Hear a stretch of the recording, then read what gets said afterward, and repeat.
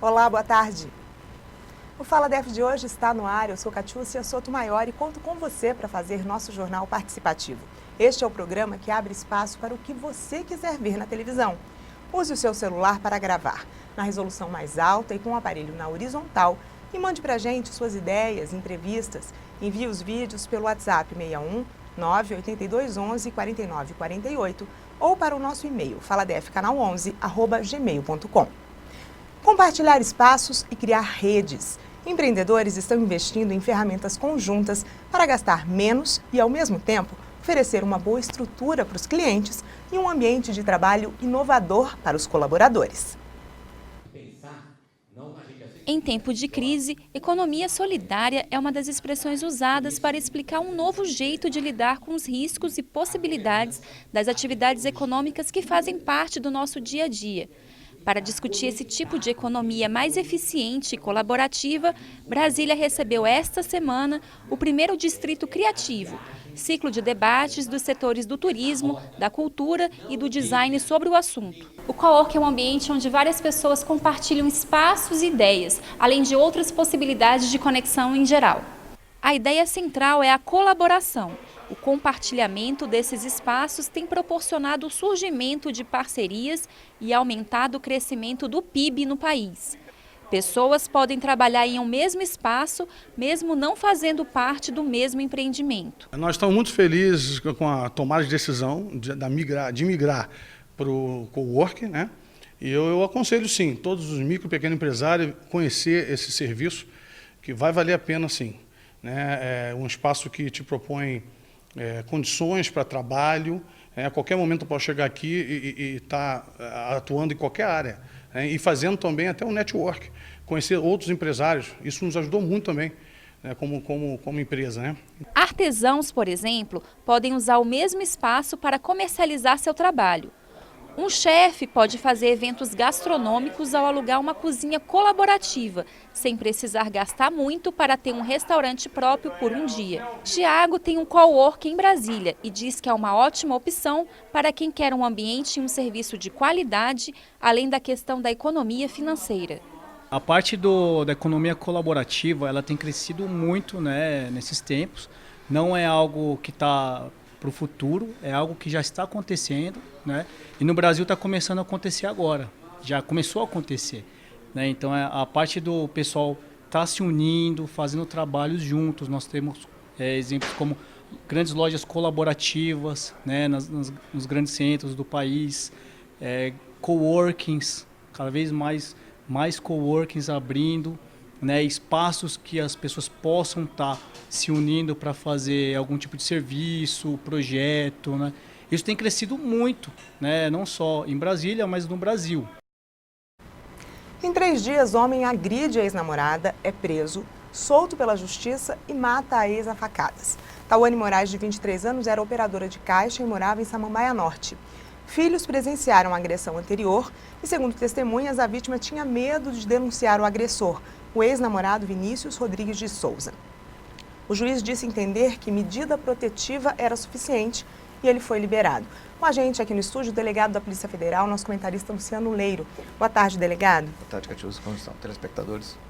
Medida protetiva foi suficiente? Não foi. Ela é suficiente em algum caso? É uma situação bem complicada, né? Essa questão da agressão para a mulher é uma agressão que tem acontecido frequentemente. E a gente vê que esses resultados têm acontecido. Então é preciso de tomar um pouco mais de cuidado. É fato que é difícil para o juiz naquele momento a gente entender, ele mesmo citou, depois que ele não tem bola de cristal. Então é difícil, mas realmente a gente precisa ter um controle maior, porque essas situações estão ocorrendo com mais frequências. Então nesse caso especificamente se mostrou que não era somente a medida protetiva, essa medida não era suficiente e que o preso deveria ter sido recolhido realmente. O que é a audiência de custódia que garantiu que ele fosse liberado? A audiência de custódia, ela foi criada num contexto até do Pacto São José, era uma exigência. O CNJ, ele estipulou, ela fez uma resolução, não há lei que regulamente ainda a audiência de custódia, essa é uma outra reclamação que se tem feito pela sociedade, mas a audiência de custódia, ela visa o quê? Ela visa o preso, ele é preso em flagrante, ele é levado para o juiz em 24 horas, e lá o juiz vai determinar se houve uma prisão ilegal e se é caso de medida de prisão preventiva para permanecer esse preso custodiado. E o que nós temos visto é que hoje já existem mais de 150 mil pessoas que foram presas em flagrante e foram liberadas. E esse é um grande problema, porque gera uma impunidade. É certo que isso foi criado num sistema, numa política de desencarceramento. E essa política tem que ser repensada, porque não é porque o Estado está com uma grande quantidade de presos e realmente o nosso sistema está muito ruim, que a gente vai ter que liberar os presos, né, as pessoas presas em flagrantes, em grande parte dos crimes de furto, alguns crimes de roubo, até tráfico de drogas. Nós tivemos casos de pessoas que foram liberadas na audiência de custódia. E essas pessoas voltam para o crime.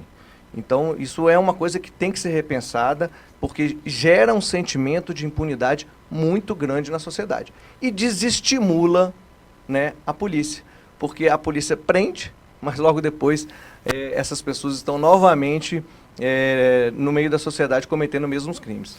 Por exemplo, teve um caso agora da Jéssica Lainara, que completou um mês o assassinato dela. O PM que matou a ex-namorada, ele é réu por feminicídio, Ronan Menezes do Rego, está numa ala de policiais na Papuda e não tem prazo para julgamento. No caso específico dele, é um exemplo. Outros casos como esse, a gente tem aqui registrado muito aqui no DF? Na verdade, existem inúmeros casos, né? Houve um caso em que o preso ele foi preso por receptação, foi na audiência de custódia, aí foi liberado na audiência de custódia e depois ele foi para a audiência normal durante o curso do processo. Ele chegou para a audiência do curso do processo com um carro receptado e foi preso pela polícia novamente e foi liberado na audiência de custódia. Então a gente verifica que, de fato, esses presos, principalmente os presos reincidentes, não tem como fazer essa liberação. O preso tem que ser, é uma questão de ordem pública. O Estado ele tem que garantir a segurança do cidadão e não pode deixar que essas pessoas continuem na rua cometendo crimes reincidentemente. É uma sensação de insegurança que a sociedade não tem mais como aguentar. Tá ótimo, muito obrigada. Eu que agradeço. E daqui a pouco voltamos com a agenda e o quadro O Contador de Histórias. Já, já.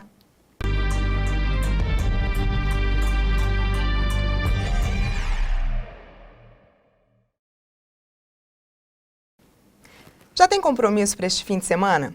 Nós temos algumas dicas de música, teatro, poesia, leitura e festa junina. Veja na agenda com Camila Ribeiro. Começamos nossa agenda falando sobre os eventos que irão acontecer nesse fim de semana e no mês de junho.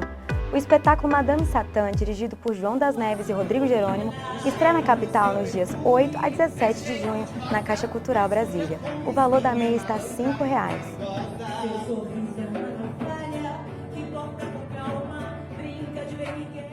O Patrulha Show é um espetáculo lúdico e educativo para as crianças.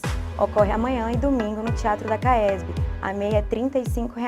E agora falando de poesia e leitura, a 34ª Feira do Livro está confirmada mais uma vez no Pátio Brasil, com programação entre hoje até domingo. O evento é gratuito. Em sua primeira edição, o Festival de Brasília da Poesia Brasileira reunirá oficinas, recitais, lançamentos de livros e ainda shows de Arnaldo Antunes, Rubi e Eduardo Rangel. Tudo isso de hoje a domingo, a partir das 14 horas, no Museu Nacional da República, na Esplanada dos Ministérios. Nesse mês junino, as festas não param. A Festa Junina da Rainha da Paz contará com comidas típicas, cachorro-quente, caldos, bebidas e o Bazar dos Vicentinos. E para esquentar os festejos juninos da capital, a edição da Arraial Leves acontecerá hoje, a partir das 19 horas. Na Igreja Nossa Senhora do Nazaré, na QI1 do Lago Sul, acontece o Arraiá Nazareno, hoje, sábado e domingo, a partir das 19 horas, na entrada franca. Para fechar a nossa agenda, hoje, no Dallas Bar, que fica na IPTG, vai rolar o show da dupla que esteve aqui conosco, Pedro Paulo e Matheus, a partir das 22 horas. Divirta-se e aproveite o que temos de melhor na nossa capital. E hoje o Fala DF conta com a participação do escritor Gustavo Dourado, que mandou um convite para a gente pelo WhatsApp, diretamente da Feira do Livro. Estamos aqui no estande da Academia Taguatinguense de Letras, na 34ª Feira do Livro de Brasília, divulgando nossos autores e autoras. Viva a arte, viva a poesia, o livro e a leitura. O Brasil, quem usa sou eu. O Brasil, quem o SA, sou EEUU. Viva a Feira do Livro! Venha pra cá! Você também pode participar. Mande o seu vídeo para a gente pelo WhatsApp, 98211 4948. E hoje teremos a terceira entrevista da série que estamos fazendo com os pré-candidatos ao governo do Distrito Federal. Por isso, o quadro O Contador de Histórias, com o jornalista Domingos Sabino Diniz, em vez de fechar o jornal, será exibido agora. Veja que confusão interessante ele presenciou. Certa vez, o Fernando Sabino, meu tio, me liga e fala: Domingos, me apanhe no aeroporto porque eu tenho que fazer uma palestra na Câmara dos Deputados sobre um projeto chamado A Lei de Minas. Muito bem, eu apanhei no aeroporto, corremos direto para a Câmara dos Deputados, levei ele para o auditório. Quando eu chego no auditório, estava repleto de estudantes de adolescência que o reconheceram e começaram a conversar com ele. Ele foi lá, pegou o microfone, não quis sentar na mesa, quis sentar junto dos estudantes e está conversando. E eu senti que estava no auditório errado, porque ali não havia nenhum deputado, não havia absolutamente ninguém.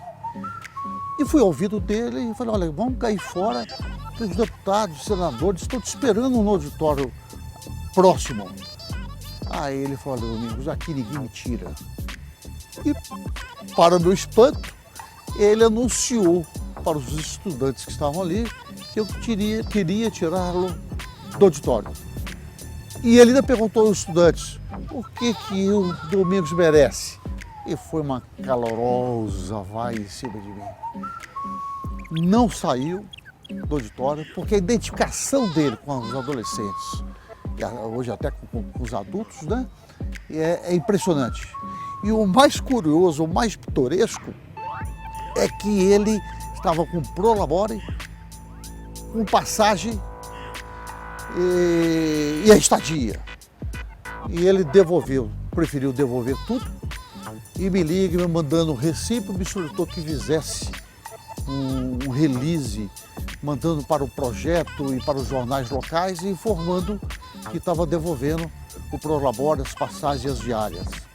E eu disse para ele pelo telefone: olha, tem um jornal que já publicou Sabino dá cana no projeto.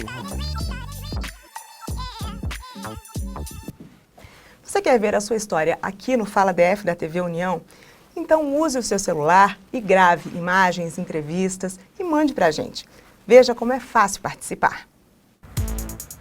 Olá, agora que você já sabe, pode nos mandar uma matéria sobre qualquer assunto relevante para a sua comunidade. Nós vamos mostrar como fazer para reunir um material de qualidade para nos apresentar. Se você vai filmar com o seu celular, lembre-se de usar a melhor resolução do aparelho e sempre a câmera da parte de trás.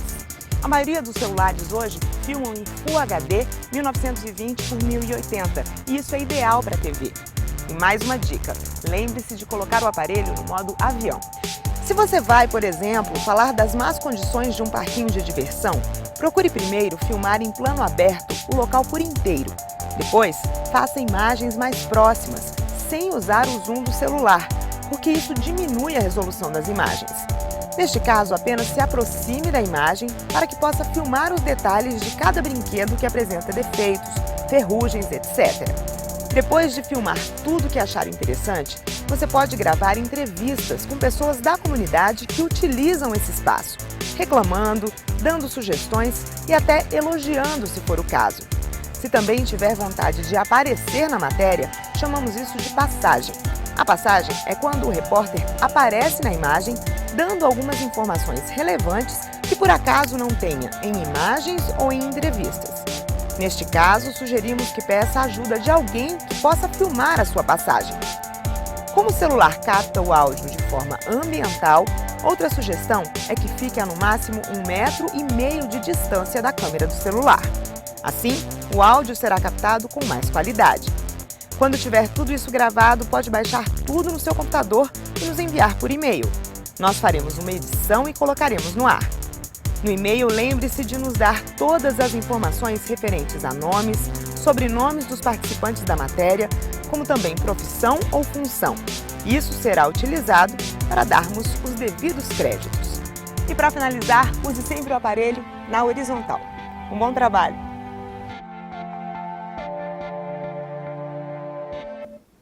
No próximo bloco, a terceira entrevista da nossa série com os pré-candidatos ao governo do Distrito Federal.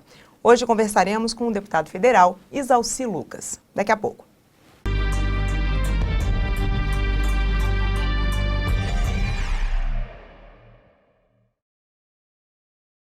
Com a gente ao vivo aqui no estúdio, o deputado federal Isalci Lucas, terceiro entrevistado da série que estamos fazendo com os pré-candidatos ao governo do Distrito Federal. Nós vamos abordar 5 temas: educação, segurança, saúde, tributação e problemas com a justiça. Boa tarde. Boa tarde. Como já temos feito, a primeira pergunta é do nosso comentarista, o professor de língua portuguesa, Diego Amorim. Acho que a gente teve um problema com o VT, então vamos para a segunda pergunta, é a questão de saúde. A saúde do Distrito Federal, a gente tem dito que está numa maca no corredor de um hospital público. Qual é a proposta do senhor para mudar esse quadro? Bem, o que a gente percebe claramente é que nos últimos governos, principalmente este governo que está aí, ele não consegue executar os recursos da saúde. Além de não ter, o governo está totalmente analógico, precisa de informatizar. Então, nós perdemos milhões e milhões de recursos pela incapacidade de realização nos convênios. A gente perde muito recurso nos convênios. A gente deixa de executar milhões de emendas. Nós, inclusive, da bancada, colocamos mais de 200 milhões de emendas para a saúde que não são executadas. Então, é nítido o descontrole do governo. Precisamos informatizar e botar uma boa gestão para executar aquilo que vem, principalmente do governo federal. Em relação à tributação, nós temos a crise do combustível como um exemplo do problema que a gente tem enfrentado. Qual é a proposta do senhor em relação, por exemplo, ao ICMS ou aos outros impostos? Bem, nós fomos prejudicados durante anos pela questão da guerra fiscal. Mas aprovamos no Congresso agora recentemente uma lei que vai permitir o DF dar os mesmos incentivos do Centro-Oeste. Portanto, a partir de agora, com credibilidade, nós vamos poder não só trazer de volta as empresas que forem embora, como atrair novas empresas para o DF. A nossa proposta principal é colocar em cada região administrativa um polo de desenvolvimento, para atrair novas empresas, para a gente poder realmente dar emprego para essa juventude que está aí, dar a eles condições de incentivando ao empreendedorismo, as empresas júnior, startups, principalmente prestigiando o setor de tecnologia, que é a nossa vocação, e colocando inovação nas pequenas e médias empresas. Então, o que falta é isso, e que nós vamos fazer porque fizemos o dever de casa no Congresso. Agora vamos chamar a pergunta do professor Diego Amorim sobre educação. Tudo bem, candidato, candidata? Olha só, eu gostaria de saber de vocês o seguinte, a minha área é de educação, eu sou o professor Diego.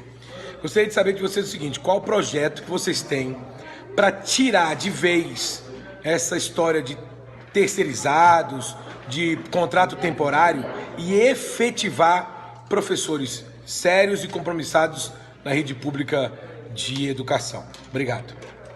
Bem, eu estou na vida pública pela educação. Não tem outro instrumento melhor do que a educação para dar igualdade de oportunidade, fazer com que esses jovens realmente tenham uma educação de qualidade. Eu trabalhei muito no Congresso Nacional do Plano Nacional de Educação. Nós temos que investir muito na educação integral. Aqui nós temos que melhorar as condições, as instalações estão péssimas das escolas.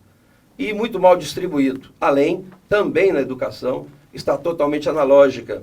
Hoje há uma concentração muito grande de professores no plano piloto e falta professor nas demais regiões administrativas.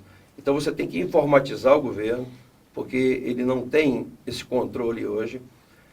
Fazer um planejamento melhor, dar mais autonomia para o diretor, descentralizar os recursos da escola. O diretor representa mais de 50% na ação da escola, na qualidade da educação. Portanto, você tem que dar a ele condições para que ele possa desenvolver um bom trabalho. E eu tenho certeza que hoje o DF já teria condições de fazer tudo isso. O que falta realmente é competência para fazer. Agora vamos ouvir a pergunta do comentarista de segurança, Luciano Leiro. O Distrito Federal vive uma grave crise financeira. A Polícia Civil está desgastada com o não cumprimento de um acordo salarial por parte do atual governo. O número de policiais em todas as corporações é menor do que tinha há uma década. As polícias civis e militares estão em constante divergência. Como administrar a segurança pública no DF nessa situação? Bem, segurança pública, é evidente que falta também a mesma coisa. Falta inteligência, falta autoridade do governo, falta integração das forças. A Polícia Militar, a Polícia Civil, o DETRAN, a Polícia Rodoviária, o DR, tem que trabalhar em conjunto, com a mesma informação, né, com o mesmo banco de dados. Então, o que está faltando também é a autoridade. Agora, precisamos investir muito na tecnologia, porque, de fato, está faltando pessoal em todas as áreas. A Polícia Militar, para você ter ideia, em 2009 era para ter 18 mil, hoje nós temos 11, e a população praticamente dobrou.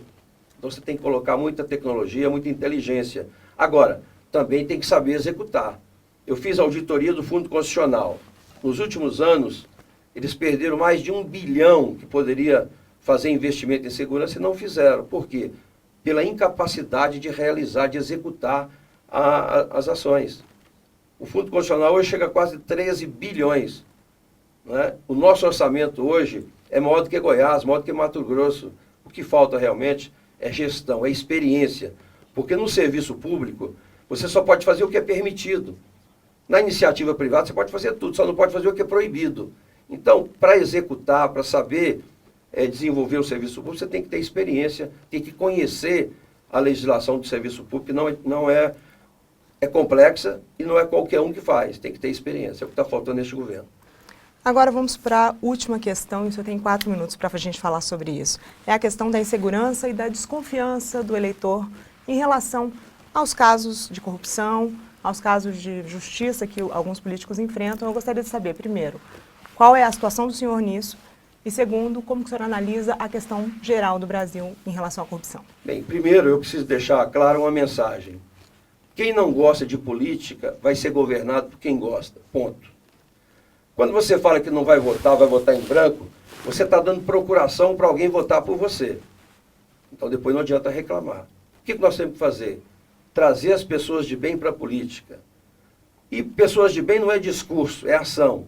Você tem que verificar realmente o comportamento da pessoa, se foi político, se teve mandato, se exerceu algum cargo, o que aconteceu na vida política dele. Isso é importante. Agora, na política, infelizmente, muita gente quer jogar todo mundo na vala comum. E por incrível que pareça, por exemplo, eu tinha um processo no Supremo que ficou 12 anos e de toda hora saía na imprensa, todo dia saía na imprensa. Foi julgado 5-0. Aí foi uma notinha de rodapé. Então tem que ter muito cuidado. Tem muitas denúncias vazias. Porque, por exemplo, ninguém trabalhou no Congresso mais do que eu na oposição. Eu participei de todas as CPIs, fiz voto em separado do impeachment, sou fiscalizador, porque eu sou auditor, sou contador. Então, evidentemente que aquelas pessoas, né, que são atingidas acabam fazendo denúncias vazias e tal. Eu não tenho nenhum problema. Tem algumas denúncias que nós vamos... Eu achei muito bom vir para a primeira instância para que eu possa rapidamente esclarecer tudo isso, né? Porque nós não podemos generalizar, jogar todo mundo na vala comum. É importante o eleitor acompanhar tudo que o político fez na sua trajetória. Mas não tem nenhuma atividade mais importante, mais nobre do que a política. A política muda a vida das pessoas, para melhor ou para pior. Depende da escolha do eleitor. A gente já volta falando da sua análise em relação à política de uma forma geral, às questões da corrupção. A gente recebeu uma pergunta de um telespectador, Jorge Silva. Ele quer saber o que o senhor pretende fazer pelo primeiro emprego. Essa é uma questão importante. Nós estamos lançando aqui no DF como a primeira experiência. Nós temos muito conhecimento científico. Nós queremos colocar inovação nas empresas. Nós queremos, eu estou fazendo audiência agora, inclusive, para a questão do jovem aprendiz, do estágio. A gente precisa realmente pegar essa juventude hoje e, por incrível que pareça, 70% dos jovens não querem mais ser empregados, eles querem ser empreendedores. Então você tem que dar oportunidade. Não para colocar um estagiário tirando fotocópia ou como office boy, você tem que dar ele realmente para que ele possa exercer e aprender praticando. Eu fiz isso quando fui secretário, nós colocamos os alunos na escola pública, a gente deu uma bolsa de estudo para que fizesse realmente na escola pública, reforço escolar, atividades no contraturno. Nós temos que fazer isso com todas as atividades, para que os jovens possam realmente ter experiência prática. E nós vamos mudar a lei para que a gente possa botar essa juventude colaborando com o governo, nas administrações regionais. Nós queremos dar autonomia para as administrações regionais. Vamos botar os jovens no estágio, o jovem aprendiz, nas administrações regionais e no governo. Tá ótimo. Para concluir, a gente gostaria que o senhor finalizasse falando a sua avaliação sobre a questão da corrupção no Brasil. Infelizmente, é um mal que acontece há muitos anos e que são nas pequenas coisas. Nós temos que ter tolerância zero para a corrupção. Mas a corrupção não é só na política, ela está em todo momento, né? Quando você quer furar uma fila, quando você fala para o seu filho, olha, diga que eu não estou, quando vai atender o telefone. Então, a corrupção tem que ser atacada no pequeno detalhe, e principalmente na educação. Nós temos que investir muito na qualidade da educação. Muito obrigada pela entrevista. Eu que agradeço. E obrigado você pela sua companhia esta semana. Na segunda-feira, nós voltamos com mais um Fala DF, que pode ser feito por você. Mande a sua colaboração. E se quiser rever as matérias e entrevistas, estamos no YouTube. Acompanhe também nossas redes sociais. O Facebook é o Fala DF e o Instagram é o @FalaDF. E eu te espero aqui na segunda, ao vivo, às 13h30. Vamos fazer este jornal juntos. Um ótimo fim de semana pra gente.